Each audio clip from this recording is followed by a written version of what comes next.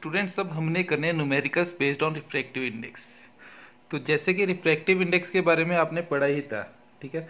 जैसे refractive index का formula क्या था, रिफ्रैक्टिव इंडेक्स को एन के साथ डिनोट कर रहे थे, समझ रहे स्टूडेंट्स, एन के साथ डिनोट कर रहे थे। और इसका फॉर्मूला क्या था, speed of light in medium 1 to speed of light in medium 2। This is for refractive index. और अगर हम एब्सोल्यूट रिफ्रैक्टिव इंडेक्स की बात करें तो सी डिवाइड बाय वी, समझ रहे हैं। और इसको अगर हमने ऐसे बताना हो, refractive index of glass with respect to air for example, तो यहाँ पे सोल्यूशन में ही मैं आपको एक्सप्लेन कर देता हूँ ये सारा। मैं हर वैरायटी के क्वेश्चन आपके साथ डिस्कस करूंगा। जैसे सबसे पहले देखिए, इस फॉर्म में क्वेश्चन है, the refractive index of glass with respect to air is 1.5। तो यहाँ पे क्वेश्चन देख के समझ आ रहा होगा कि रिफ्रैक्टिव इंडेक्स मतलब N, glass with respect to air, ठीक है। तो इसको हम लिखते कैसे थे, refractive index of glass with respect to air को हम लिखते हैं velocity of air divide by velocity of glass, समझ रहे हैं। तो जो यहाँ पे बाद में लिखा जाता है वो पहले ऊपर आता है, जो पहले लिखा जाता है वो नीचे आता है, ठीक है। तो यहाँ पे जो गिवन है हमें, वो क्या गिवन है, यहाँ पे देखिए refractive index of glass with respect to air. अब इसको देखिए, अगर मैंने लिखना हो रिफ्रैक्टिव इंडेक्स ऑफ ये इज इक्वल टू, अगर मैंने लिखना हो, मैं अभी बेसिक समझा रहा हूँ, ये क्वेश्चन पे आएंगे। Refractive index of air with respect to glass लिखना हो, air with respect to glass, तो आप कैसे लिखोगे refractive index of air with respect to glass. तो आप ऐसे लिखोगे, velocity of glass divide by velocity of air, सब में रहना स्टूडेंट। तो ये उल्टा हो जाएगा, velocity of glass divide by velocity of air. तो स्टूडेंट यहाँ से कंक्लूजन समझ आ रहा है कि ये जो टर्म है इसके इन्वर्सली प्रोपोर्शनल है। इन्वर्सली प्रोपोर्शनल का मतलब समझिए, मतलब इसको मैं अगर लिखना चाहूँ तो मैं ऐसे लिख सकता हूँ, N G A it is equal to 1 N A G, समझ रहे हैं। अगर मैं यहाँ पे N G A equal to N A G की वैल्यू पुट करूंगा तो एन ए जी की वैल्यू क्या आएगी, we ji divide by V A, जो कि इसके इक्वलेंट आएगी। तो इसको लिखने का ये एक वे है, तो ये स्टार बना के याद कर लो। अगर आपने ये फर्स्ट सेकंड है तो ये सेकंड फर्स्ट आ जाएगा उल्टे में, समझ गए। तो ये एक बहुत ही प्यारा सा फॉर्मूला आपने याद करना है। अब हमें क्वेश्चन में दिया हुआ refractive index of glass with respect to air is 1.5, समझ रहे हो। Refractive index of air glass with respect to air, मतलब इसकी वैल्यू हमें दी है 1.5। Refractive index of glass with respect to air is 1.5। What is the refractive index of air with respect to glass. तो आपने निकालना है air with respect to glass. तो आप अब समझ ही गए होगे कैसे करना है। तो ये वाला फॉर्मूला लगाओ और आंसर देखिए। तो इसको सॉल्व करेंगे तो हमारे पास क्या आएगा, refractive index of air with respect to glass is equal to 1/n G A which is equal to 1/1.5, समझ गए। और 1/1.5 करोगे तो इसको ऐसे डिवाइड किया तो ये 3 आ गया और ये 2 आ गया, तो इसको करोगे सॉल्व तो ये 0.67 आएगा। तो समझिए कितना ही इजी बन गया क्वेश्चन। तो इजी है ये, ठीक है। इसके बेस पे अब देखिए थोड़े अलग तरह का क्वेश्चन अगला देखिए। अब जैसे इस क्वेश्चन में देखिए, मैंने सीधा वो टर्म लिखी है जो चाहिए हमें। रिफ्रैक्टिव इंडेक्स ग्लास का फॉर एग्जांपल 1.65 है और स्पीड ऑफ लाइट ग्लास की निकालनी है। अगर speed of light in air है 3 × 10⁸ मीटर पर सेकेंड। तो स्टूडेंट ऐसे क्वेश्चन को करना भी थोड़ा इजी ही रहेगा। तो देखिए यहाँ पे इसको कैसे करना है। तो जैसे हमने पिछले क्वेश्चन में यहाँ पे देखिए ये लिखा था, जैसे N G A refractive index of glass with respect to air is equal to velocity of air divide by velocity of glass, समझ रहे हैं। Similarly N A G refractive index of air with respect to glass is refractive velocity of glass with respect to velocity of air. तो similarly अब देखिए इस question में जैसे refractive index of glass की वैल्यू दी है 1.65, तो हमने स्पीड निकालनी है। तो ये तो बहुत ही अच्छा क्वेश्चन है।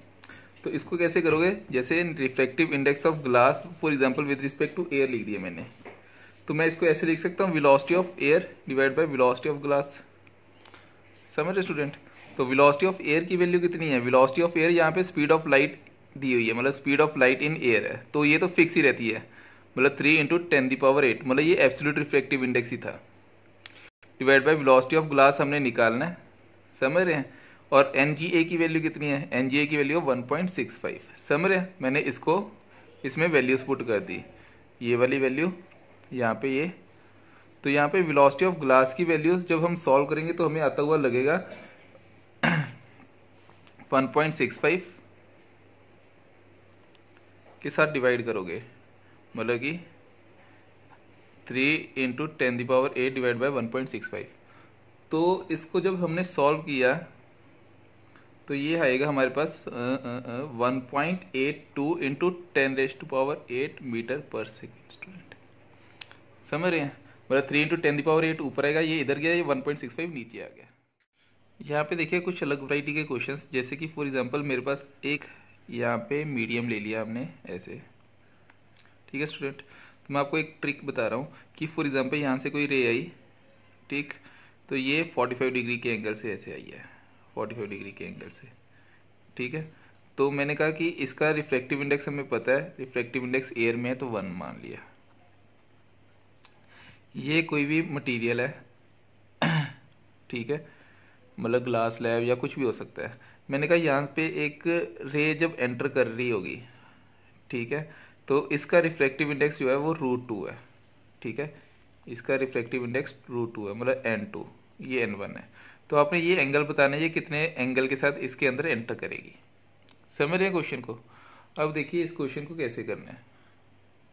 ऐसे क्वेश्चंस को स्नेल्स लॉ के साथ करते हैं, पर मैं आपको डायरेक्टली बताता हूँ आपने करना क्या है। इसको क्या लिखना है, ऐसे सेम सेम सेम सेम, देखिए वो सेम मतलब क्या है, सेम सेम सेम सेम, ठीक। सेम सेम का मतलब समझिए, N1 into sign 45 degree,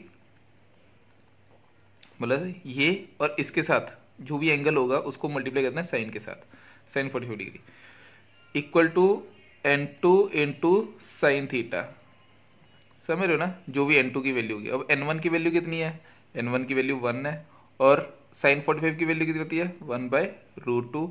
N2 की वैल्यू कितनी है, N2 की वैल्यू है √2, और साइन की वैल्यू थीटा।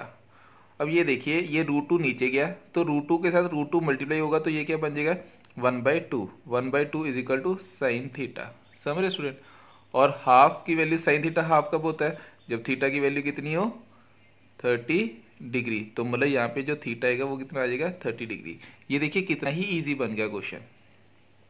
तो आपने ऐसे क्वेश्चंस को ऐसे ही करना है, N1 θ1, N1 into sine of θ1 equal to N2 into sine of θ2, मतलब सेम सेम लिख देना है। अगर आपने दूसरी तरह करना है तो ऐसे भी कर सकते हो, ये देखिए इसको ऐसे लिखना होता है, फॉर्मूला है N2 divide by N1 is equal to sine of θ1 divide by sine of I divide by sine of R, ठीक है, बात सेम ही है, ठीक है। तो इसको क्रॉस मल्टीप्लाई करोगे तो बात वही आएगी, N1 into sine I, N1 into sine I equal to N2 into sine R. पर ऐसे करने से आपकी कभी भी गलती होगी ही नहीं, तो समझ रहे, this is a small trick, ठीक है। तो इसको ऐसे लर्न कर सकते हैं आप। अब देखिए एनसीईआरटी के कुछ क्वेश्चंस। अब देखिए सबसे पहले पेज नंबर 176 का question, a ray of light travelling in air enters obliquely into water, मतलब कि हमारे पास एक यहाँ से ऐसे ये रे ऑफ लाइट है, ये ऐसे आ रही है एयर से, ठीक है, ये कहाँ पे एंटर कर रही है, वाटर में, समझ रहे हो। A ray of light travelling in air enters obliquely into water, does the light ray bends towards the normal और away from the normal, why. तो यहाँ पे देखिए रिफ्रैक्टिव इंडेक्स एयर का जो होता है ना वो 1 होता है, और वाटर का जो होता है ना रिफ्रैक्टिव इंडेक्स स्टूडेंट्स वो 1 से ग्रेटर होता है, दैट इज 1.33 अप्रोक्सीमेटली, ठीक है। तो मतलब ये ऑप्टिकली डेंसर है, ठीक है, ऑप्टिकली डेंसर है, और इसका मतलब ये क्या है, रेयर। तो लाइट जब ट्रेवल करती है from rare medium to denser medium, तो वो क्या करती है, it will bend towards the normal, students समझ रहे ना, it will bend towards the normal. तो हम ऐसे कह सकते हैं when light travels from rare to denser the light will bend towards the normal. तो फर्स्ट का आंसर क्या आएगा, it will bend towards the normal. और रीजन क्या लिखोगे, reason is because water is optically denser and the refractive index of water is 1.33। तो समझिए ना पहला क्वेश्चन। अब देखिए सेकंड क्वेश्चन। तो यहाँ पे क्या दिया हुआ है, कि light enters from air to glass having refractive index 1.5।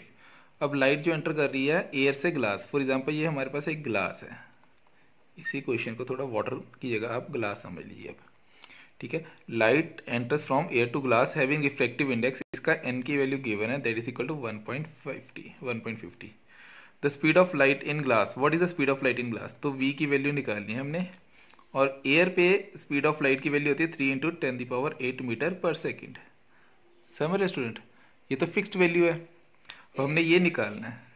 अब देखिए स्टूडेंट, फिर से देखिए इसको कैसे करना है। अब हमें पता है n का फॉर्मूला, रिफ्रैक्टिव इंडेक्स, ठीक है, उसका formula that is glass with respect to air.